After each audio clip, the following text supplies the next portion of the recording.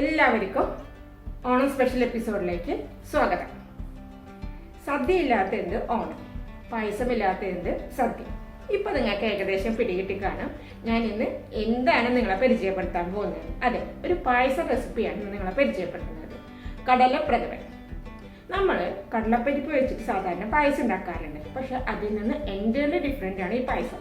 ഇത് നമ്മൾ കടല വേവിച്ചെടുത്തതിന് ശേഷം, നമ്മൾ സാധാരണ കടല വേവിച്ചെടുത്തതിന് ശേഷം അതിൽ തൊലി മാറ്റിയിട്ട് ഉണ്ടാക്കുന്ന പായസമാണ്. ഈ പായസം ഉണ്ടാക്കുമ്പോൾ കുറച്ച് കാര്യങ്ങളൊന്നും ശ്രദ്ധിക്കാനുണ്ട്. അത് ഞാൻ ഡീറ്റെയിൽഡ് ആയിട്ട് വീഡിയോയിൽ പറഞ്ഞിട്ടുണ്ട്. അപ്പം നിങ്ങളെല്ലാവരും ഈ പായസം വീഡിയോ ഒന്ന് കണ്ടു നോക്കാം. അതിനുശേഷം നിങ്ങൾക്ക് ഈ റെസിപ്പി നിങ്ങൾ ഓണസദ്യക്ക് നിങ്ങൾ ട്രൈ ചെയ്തിട്ട് നോക്കാം. നിങ്ങൾക്ക് ഇഷ്ടമായി കഴിഞ്ഞ് കഴിഞ്ഞാൽ തീർച്ചയായിട്ടും നിങ്ങളുടെ ഫ്രണ്ട്സിന് ഈ റെസിപ്പി ഷെയർ ചെയ്തിട്ട് കൊടുക്കണം.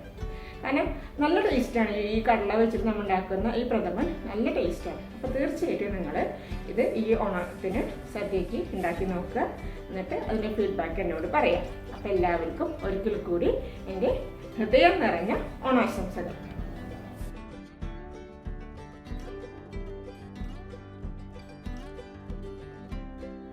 കടലപ്രഥമന് വേണ്ടിയിട്ട് ആദ്യം നമ്മൾ ഇതുപോലെ കടല വെള്ളത്തിലിട്ടിട്ട് കുതിർത്തെടുക്കണം. ഞാനിപ്പോൾ ഇത് ഓവർനൈറ്റ് കുതിർത്തെടുത്താണ്. ഓവർനൈറ്റ് ഇട്ടിട്ടില്ല എന്നുണ്ടെങ്കിൽ നിങ്ങളൊരു 5 മുതൽ 6 മണിക്കൂർ വരെ എന്തായാലും ഇട്ടിട്ട് കടല ഇട്ടിട്ട് കുതിർത്തെടുക്കണം. ഈ കടലപ്രഥമന് കടല കുതിർക്കേണ്ടത് ഇമ്പോർട്ടൻ്റ് ആണ്. കാരണം കടല കുതിർത്തതിന് ശേഷം നമ്മൾ വേവിച്ചെടുക്കുമ്പോഴാണ് കടല കുറച്ചും കൂടി സോഫ്റ്റ് ആവുകയുള്ളൂ. നമ്മൾ ഡയറക്റ്റായിട്ട് കടല എടുത്തിട്ട് കുക്കറിലിട്ട് അടിച്ച് വേവിച്ച് കഴിഞ്ഞാൽ ഇത്രയും സോഫ്റ്റ്നെസ്സിലേക്ക് നമുക്ക് കിട്ടില്ല. അപ്പോൾ ഇതുപോലെ കടല ഒന്ന് നന്നായിട്ട് കുതിർത്ത് എടുക്കുക. അതിനുശേഷം നമ്മൾ ഒരു കുക്കർ എടുക്കുക. അതിലേക്ക് നമ്മൾ കുതിർത്ത് വെച്ചിട്ടുള്ള കടല ഇട്ടിട്ട് നമ്മൾ വേവിച്ചെടുക്കണം. ഒരു 8 മുതൽ 10 വിസിൽ വരെ നിങ്ങൾ അടിച്ച് വേവിച്ചെടുത്തോ. കാരണം നല്ല ഇതായിട്ട് ടെൻഡറായിട്ട് വെന്ത് നല്ലോണം വെന്ത് കിട്ടണം കടല. പിന്നെ കറുത്ത കടല ആയതുകൊണ്ട് വല്ലാതെ വെന്ത് അത് കലങ്ങി പോകുന്നു, അതായത് വെന്ത് ഇങ്ങനെ സ്മാഷ്ഡായി പോകുമെന്നുള്ളൊരു പേടി വേണ്ട. അപ്പോൾ ഇതുപോലെ നികക്കി വെള്ളം ഒഴിച്ചിട്ട് നമുക്ക് കടല ആദ്യം ഒന്ന് വേവിച്ചിട്ടെടുക്കാം. ശർക്കര പാനിയാക്കാൻ വേണ്ടിയിട്ട് വലിയ പീസ് 7 എണ്ണമാണ് ഞാൻ എടുത്തിട്ടുള്ളത്. അളവ് പറയുകയാണെങ്കിൽ 1 കിലോൻ്റെ മേലെയുണ്ട്. ഇത് പാനിയാക്കിയതിന് ശേഷം നമുക്ക് ആവശ്യത്തിനനുസരിച്ച് നമ്മുടെ മധുരത്തിനനുസരിച്ച് ആഡ് ചെയ്ത് കൊടുത്താൽ മതി. 1.5 ഗ്ലാസ് വെള്ളം ഒഴിച്ചിട്ടാണ് ഞാനിപ്പോൾ ഇത് പാനിയാക്കി എടുക്കുന്നത്. നമുക്ക് അത്ര കട്ടിയുള്ള ശർക്കര പാനി അല്ല നമുക്ക് വേണ്ടത്. ഇത്തിരി ലൂസായിട്ടിരിക്കുന്ന ശർക്കര പാനി ആണ് നമുക്ക് ഉണ്ടാക്കിയെടുക്കേണ്ടത്. ഇനി നമ്മൾ ചെയ്യേണ്ടത് ഒരു 3 നാളികേരം എടുത്തിട്ട് അതിൻ്റെ പാലെടുക്കണം. 1-ാം പാലും എടുക്കണം, 2-ാം പാലും എടുക്കണം. നമുക്കിതിൽ 3-ാം പാലിൻ്റെ ആവശ്യമില്ല. 2-ാം പാൽ തന്നെ കുറച്ച് വെള്ളം ഒഴിച്ചിട്ടും കൂടി കൂട്ടി ഒഴിച്ചിട്ട് നമ്മൾ പിഴിഞ്ഞെടുത്താൽ മതി. അങ്ങനെ 3 പാലിൻ്റേതായിട്ട് എടുക്കാണ്ട് 2 പാലായിട്ട് നമ്മൾ എടുത്താലും മതി. ഇപ്പം നമ്മുടെ കടലയുടെ അളവ് പറയുകയാണെങ്കിൽ ഏതാണ്ട് കുതിർന്ന് വന്ന് കഴിഞ്ഞ് കഴിഞ്ഞപ്പോൾ ഒരു 5 കപ്പോളം ഏകദേശം ഉണ്ട് നമ്മുടെ കടല. അപ്പോൾ അതിനനുസരിച്ച് അളവാണ് ഇപ്പം പറയുന്നത്. കടല നന്നായിട്ട് വേവിച്ചെടുത്തു. ചൂടൊക്കെ മാറി നന്നായി തണുത്തതിന് ശേഷം ഇതുപോലെ ഓരോന്നായിട്ട് എടുത്തിട്ട് അതിൻ്റെ തൊലി മാറ്റി അതിൻ്റെ പരിപ്പ് മാത്രം നമ്മൾ ഒരു പാത്രത്തിലേക്ക് ഇടാം. ഇത് ചിലപ്പോൾ നമുക്കൊരു ഇത്തിരി ബുദ്ധിമുട്ടായിട്ട് തോന്നും. അപ്പോൾ ഈ ഒരു കാര്യം നമുക്ക് ഒന്നില്ലെങ്കിൽ നമ്മുടെ മക്കളെയോ അല്ലെന്നുണ്ടെങ്കിൽ വീട്ടിലുള്ള പ്രായമായിട്ടുള്ളവരെ നമുക്ക് ഏൽപ്പിക്കാം. അപ്പോൾ അവർക്കും ഒരു സന്തോഷം തോന്നും. സദ്യ ഒരുക്കുന്നതിലും പായസം ഉണ്ടാക്കുന്നതിലൊക്കെ അവരുടെയും ഒരു കോൺട്രിബ്യൂഷനും കൂടിയിട്ട് വരുമ്പോൾ.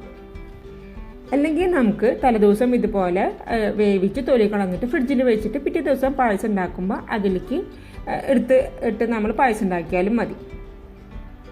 അപ്പോൾ ഞാൻ ഇതിൻ്റെ എല്ലാം തൊലിയൊക്കെ മാറ്റി അതിൻ്റെ പരിപ്പ് മാത്രമാക്കിയിട്ട് എടുക്കട്ടെ. പായസം ഉണ്ടാക്കാനായിട്ട് ആവശ്യമുള്ള സാധനങ്ങളെല്ലാം നമ്മൾ റെഡിയാക്കി. നമ്മൾ കടല വേവിച്ചെടുത്ത് അതിന് തൊലി മാറ്റി എടുത്തിട്ടുണ്ട്. പിന്നെ ശർക്കര നീര് എടുത്തിട്ടുണ്ട്. അതുപോലെ തന്നെ നമ്മൾ 1-ാം പാൽ എടുത്തിട്ടുണ്ട്, 2-ാം പാൽ എടുത്തിട്ടുണ്ട്. ഇപ്പം നമുക്ക് തയ്യാറാക്കാനുള്ള ഇൻഗ്രീഡിയൻസ് എല്ലാം ശരിയായിട്ടുണ്ട്. ഇനി നമുക്ക് പായസം ഉണ്ടാക്കാനായിട്ട് തുടങ്ങാം. പായസം ഉണ്ടാക്കാൻ വേണ്ടിയിട്ട് ഒരു ചൂട് കെട്ടിയുള്ള പാത്രം അടുപ്പത്ത് വെച്ചിട്ട് കത്തിക്കുക. നിങ്ങളുടെ അടുത്ത് ഉരുളി ഉണ്ടെന്നുണ്ടെങ്കിൽ ഉരുളി ആയാലും മതി, പക്ഷെ ചൂട് കെട്ടിയുള്ള പാത്രമായിരിക്കണം. അതിലേക്ക് ഏതാണ്ട് ഒരു 3-3.5 ടേബിൾ സ്പൂണോളം നെയ്യ് അതിലേക്ക് നമ്മൾ ആദ്യം ചേർത്ത് കൊടുക്കണം. അതിനുശേഷം നമ്മൾ അതിലേക്ക് നമ്മൾ വേവിച്ച് വെച്ചിട്ടുള്ള ആ കടലയുണ്ടല്ലോ, തൊലി മാറ്റിയിട്ടുള്ള ആ കടല അതിലേക്ക് ആഡ് ചെയ്ത് കൊടുക്കുക. എന്നിട്ട് കട്ടിയുള്ളൊരു തവി വെച്ചിട്ട് ഈ കടലേനെ നന്നായിട്ട് ഉടച്ചെടുക്കണം. നല്ലത് കുറച്ചും കൂടിയും ചിരട്ടത്തവി, അതായത് കുഴിയുള്ള കയ്യിലുണ്ട് എന്നുണ്ടെങ്കിൽ അത് വെച്ചിട്ട് ഉടച്ചെടുക്കാനാണ് നല്ലത്. അപ്പോൾ ഞാൻ ഈ കയ്യിൽ വെച്ചിട്ട് ഇതൊന്ന് ഉടച്ച് മിക്സാക്കിയിട്ട് എടുക്കുന്നുണ്ട്.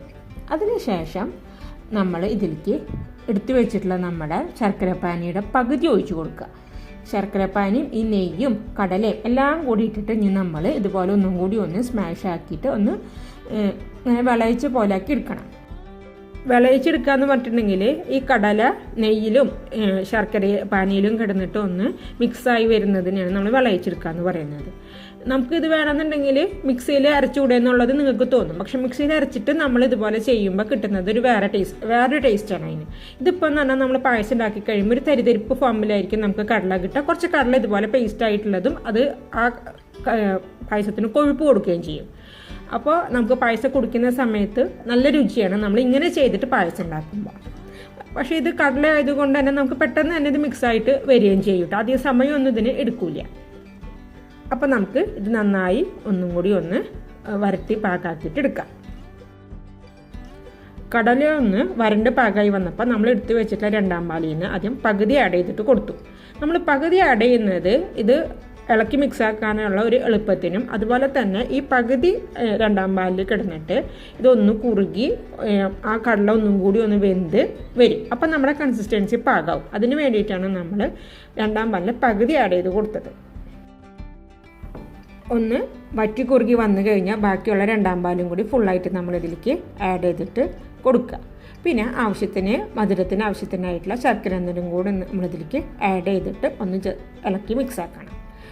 അതിനുശേഷം നമ്മളിതിലേക്ക് ഒരു നുള്ളു ഉപ്പും പിന്നെ കുറച്ച് ഏലക്കായ പൊടിച്ചതും കൂടിയിട്ട് നമ്മളിതിലേക്ക് ആഡ് ചെയ്തിട്ട് കൊടുക്കണം. കാരണം ശർക്കര പായസത്തിൽ എപ്പോഴും ഒരു നുള്ളു ഉപ്പ് നമ്മൾ ആഡ് ചെയ്തിട്ട് കൊടുക്കണം. അപ്പോഴാണ് അതിൻ്റെ ആ ഒരു രുചി ബാലൻസ് ആയിട്ട് വരികയുള്ളൂ.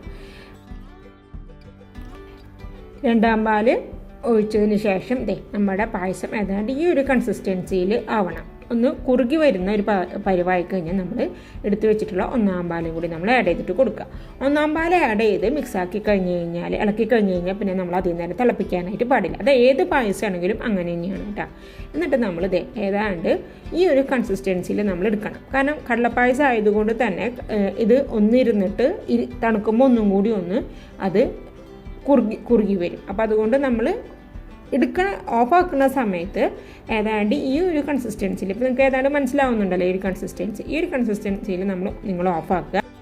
അതിൻ്റെ മേലെ കുറച്ച് ഏലക്കായപ്പൊടിയും കുറച്ച് ചുക്കുപൊടിയും കൂടിയിട്ട് മേലെ വെതറി ഒന്ന് മിക്സാക്കുക. അപ്പോൾ നമ്മുടെ പ്രഥമൻ റെഡി ആയിട്ടുണ്ട്. ഇനി ഇതിലേക്ക് നമ്മൾ നാളികേരക്കൊത്ത് വറുത്തിടണം. അത് ഓപ്ഷണലാണ്. ശരിക്കും പറയുകയാണെങ്കിൽ ഇങ്ങനെ തന്നെ കഴിക്കാനായിട്ട് നല്ല രുചിയുള്ള പായസമാണ്. പക്ഷേ കുറച്ചും കൂടി നമുക്ക് രുചി കൂട്ടണമെന്നുണ്ടെങ്കിലാണ് നാളികേരക്കൊത്ത് ഇതിലേക്ക് നമ്മൾ മൂപ്പിച്ചിട്ട് ഇടുന്നത്. സാധാരണ പായസങ്ങളിൽ നിന്നും ഒരു ഡിഫറെൻറ്റ് ടേസ്റ്റ് തന്നെയാണ് ഈ പായസത്തിന്. നിങ്ങൾക്ക് എല്ലാവർക്കും ഇഷ്ടപ്പെടും എന്തായാലും. അപ്പോൾ അതുകൊണ്ട് തന്നെ ഇപ്രാവശ്യത്തെ ഓണത്തിന് നിങ്ങളെല്ലാവരും തീർച്ചയായിട്ടും ഈ ഒരു പായസം ട്രൈ ചെയ്ത് നോക്കണം. എന്നിട്ട് അതിൻ്റെ അഭിപ്രായങ്ങൾ കമൻ്റായിട്ട് എൻ്റെ അടുത്ത് പറയുകയും വേണം. അപ്പോൾ എല്ലാവർക്കും ഒരിക്കൽ കൂടി ഹൃദയം നിറഞ്ഞ ഓണാശംസകൾ. നന്ദി, നമസ്കാരം.